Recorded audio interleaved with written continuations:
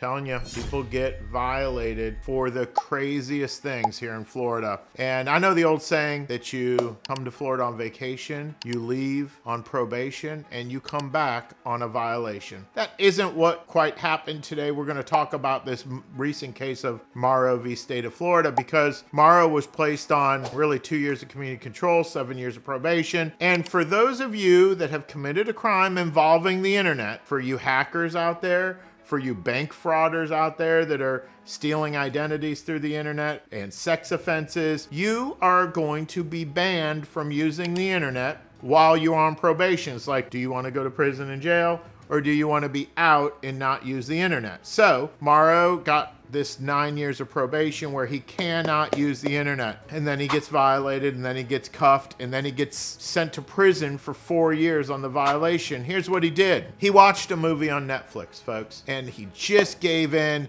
and he watched a movie on Netflix. And you know what probation does to folks that can't use the internet? They go to your house, they look at your stuff, they put their little machine into your stuff, and they probe your stuff to see if you've been using the internet. Then they're like, aha, one movie was watched on Netflix, you're cuffed, you're violated, and he got 4 years prison off of that violation, plus some more probation follow. The appeal that we're talking about today, and this is out of the First District Court of Appeal. Morrow admits, yes, I willfully watched a movie on Netflix. I totally get this. And by the way, folks, lesson learned. Do you all realize how every little tiny thing can be so serious to probation? And some people are like, well, I didn't do any jail time on this. I just got probation. I'm not going to go to prison on this violation, am I? Look at Morrow. Look at everybody else like this. He's getting 4 years prison. Didn't spend 1 day in jail. Now he's getting 4 years prison for watching one movie on Netflix. It happens, folks. Beware. But anyway, I don't even remember where I was, but they will blow things out of proportion.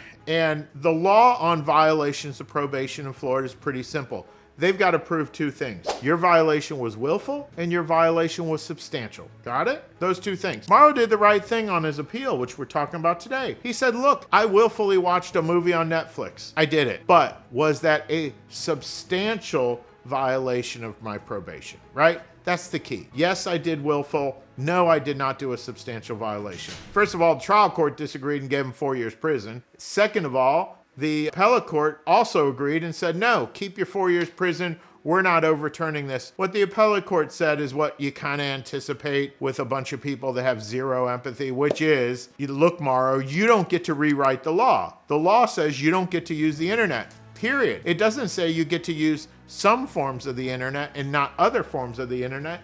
It just says you don't get to use it, period. And that's the law. And if the legislator wants to write a new law that says guys like Morrow can go ahead and watch Netflix, they can do streaming services, but they can't cruise the internet, or they can't do banking, or whatever their crime is associated with, well, then that's a whole nother story. But the legislator didn't say that. They banned you from using the internet. You have to respect that ban or go to prison. That's the law for now, folks. But I am telling you, they need to change this law. This is crazy, because if you want to jump down this rabbit hole, guess what? Everything is connected to the internet. I hate to say it, but my car is connected to the internet. My car has Wi-Fi.